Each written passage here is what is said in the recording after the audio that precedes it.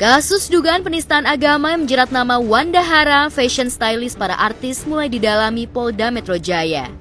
Beberapa daftar nama yang disebut-sebut menjadi saksi dugaan penistaan agama itu sudah dipanggil tim penyidik, diantaranya manajer gedung atau pengelola tempat dihelatnya pengajian yang diisi oleh Ustadz Hanan Attaqi, perwakilan pihak event organizer, hingga Ustadz Hanan Attaqi selaku pengisi kajian.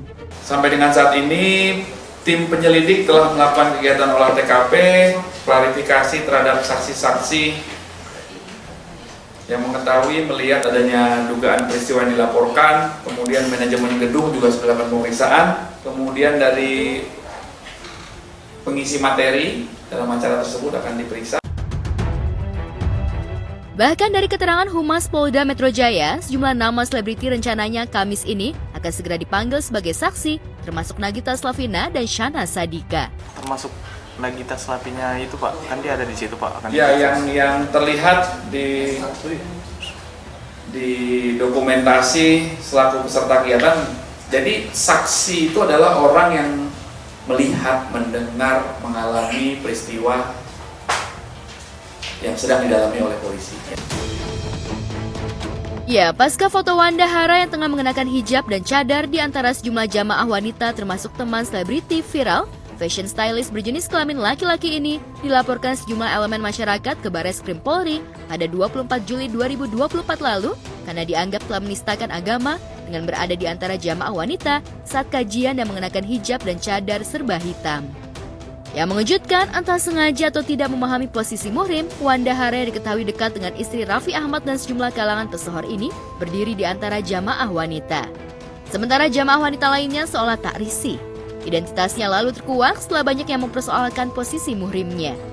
Lantas benarkah selain Nagita dan Shahnas, sejumlah jamaah yang berada dalam foto itu akan dipanggil sebagai saksi oleh pihak kepolisian? Nanti yang ada di sekitar situ, peserta kegiatan, ya, yang Mas sebutkan tadi nanti akan dilakukan klarifikasi juga. Ya. Sidang perceraian antara Ruben Onsu dan Sarwenda Selasa lalu dengan agenda menghadirkan saksi dari pihak penggugat yakni Ruben Onsu batal digelar, pasalnya majelis hakim tengah berhalangan karena ada kegiatan lain di Yogyakarta. Padahal kuasa hukum Ruben Onsu, Minola Sebayang, sudah membawa saksi seorang babysitter atau pengasuh anak pertama Ruben dan Sarwenda yang sudah bekerja selama 5 tahun. Namun sayang, kesaksian babysitter ini urung didengarkan dalam persidangan.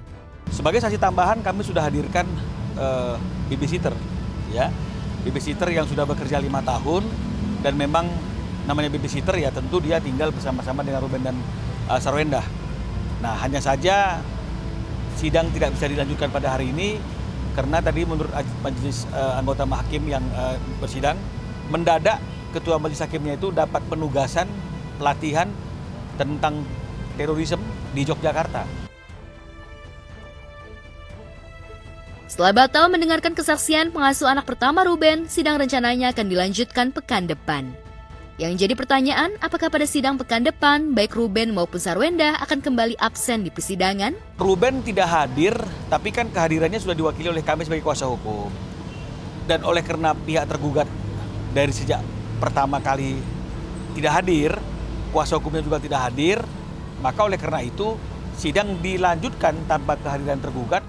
Karena kami melihat gugatan yang diajukan oleh pihak RO adalah benar adanya, ya. Jadi tidak ada yang kami bantah. Kalau dalam satu gugatan tidak ada yang kami bantah atau tergugat tidak ada yang dibantah, berarti kami tidak perlu hadir. Teka-teki ihwal apa musabab keduanya sama-sama kuku ingin mengakhiri bahtera memang masih simpang siur, apalagi belum ada kesaksian yang jelas dan terang benderang dari orang terdekatnya. Baik kuasa hukum Sarwenda maupun Ruben hanya menyebut jika keduanya sudah tak ada kecocokan seraya menepis isu soal orang ketiga. Mereka sudah merasa tidak saling cocok dan kemudian ada gugatan, kan begitu. Ya, jadi itu yang bisa kami sampaikan. Kami sebagai kuasa hukum memastikan bahwa memang terkait hubungan RO dengan Sarwenda sudah tidak ada kemungkinan untuk berdamai. Sementara Ruben dan Sarwenda ngebet ingin segera status perceraiannya tuntas, aktor Edward Akbar yang baru saja berulang tahun yang ke-39 tahun mendadak memposting video berisi momen kebersamaannya bersama anak-anaknya saat menjalani sholat jamaah. Sambil membubuhkan kata-kata rindu pada putra-putrinya, Edward juga menulis curhatannya panjang lebar ihwal nasib yang membelitnya, mulai dari merasa difitnah hingga merasa reputasinya tengah dihancurkan. Astagfirullah, astagfirullah, astagfirullah, astagfirullah. Ayo, gimana? Astagfirullah, astagfirullah. Raiden Aisyah ini papa. Papanya masih kerja, papanya kangen banget sama Raiden sama Aisyah. Aisyah sama Raiden rajin sholat, rajin ngaji ya. Ya, biar bisa ketemu papa cepat nanti. Memang ada kerinduan ya terhadap anaknya yang memang dimana dia seperti mengumpulkan foto-foto waktu dia berdua bersama anaknya ketika kegiatan mungkin lagi bermain, lagi sholat, lagi ngaji dan segala macam. Tapi rupanya postingan Edward dibaca oleh sang istri yang tengah menggugat cerai atas dirinya, yakni Kimberly Ryder. Kimberly kemudian merepost video yang diunggah Edward seraya mempertanyakan mengapa jika rindu anak-anaknya, Edward tak menghubungi langsung Kimberly, malah sebaliknya curhat di media sosial. Daripada ngepost gini, kenapa nggak WA saya saja? Tulis Kimberly menunjukkan sikap kesalnya atas ulah sang suami.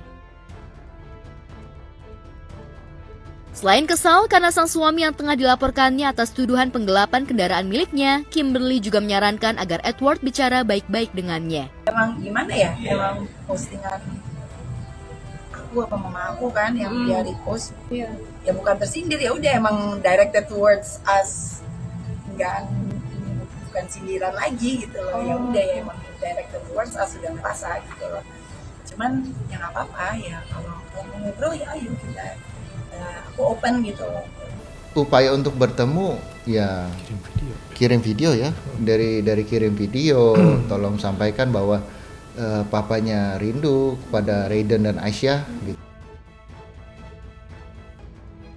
Sikap saling curhat di media sosial sesungguhnya bukan hanya dilakukan Edward. Sebelumnya Kimberly juga mengunggah foto ketika anak-anaknya tengah menunggu jemputan ditemani sang kakak, Natasha Ryder, sambil membubuhkan caption, "Anak-anak baru selesai les, maghrib-maghrib nunggu di pinggir jalan buat jemputan.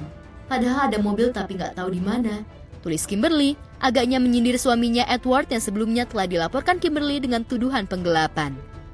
"Sabar ya, insya Allah mama bentar lagi beliin mobil," sambung Kimberly. Unggahan Kimberly rupanya membuat tante Edward, yakni aktris Tamara Blazensky, kesal. Ia kemudian merepost video yang diunggah Kimberly, seraya mempertanyakan apa maksud Kimberly memposting foto tersebut. "Apa maksudnya foto ini? Bila kendaraan yang jadi masalah, aku akan dengan senang hati memberikan transportasi gratis untuk mereka," tulis Tamara kesal. "Kalau perlu aku yang nyetir untuk mereka boleh," sindir Tamara. Lebih lanjut, Tamara menjelaskan jika urusan mobil sebaiknya diselesaikan dengan kepala dingin tanpa harus mengorbankan kenyamanan anak-anaknya.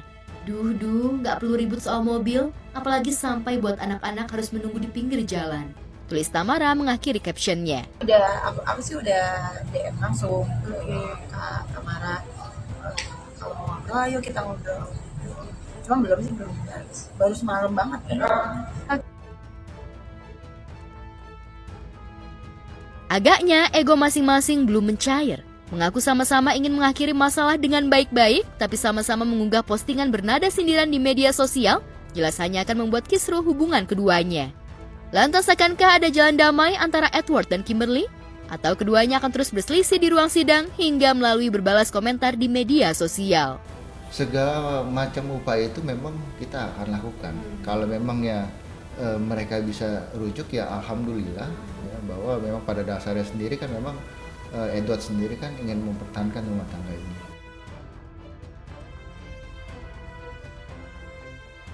Sementara itu, Jennifer Copen yang baru saja melewati duka setelah kepergian suaminya Dali Wasing, baru saja merayakan 1 tahun usia putri cantiknya, Kamari Sky Wasing, yang tepat di tanggal 28 Agustus kemarin beranjak 1 tahun usianya.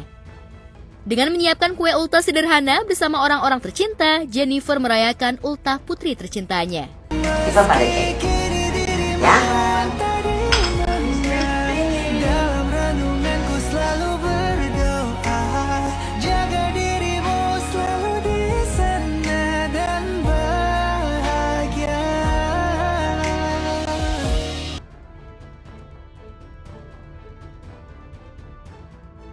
Selain menyiapkan kue ultah, Jennifer juga sempat melakukan sesi pemotretan bersama Kamari.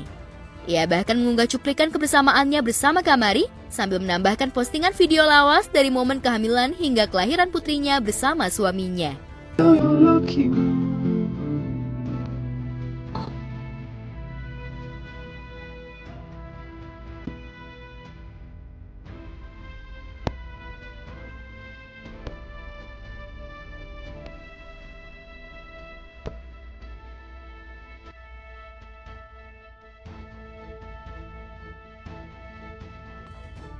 Ya, antara bahagia berkalung duka, ultah Kamari untuk tahun pertama dan selanjutnya memang tak mungkin dihadiri sang ayah yang sudah pergi ke pangkuan pemilik semesta.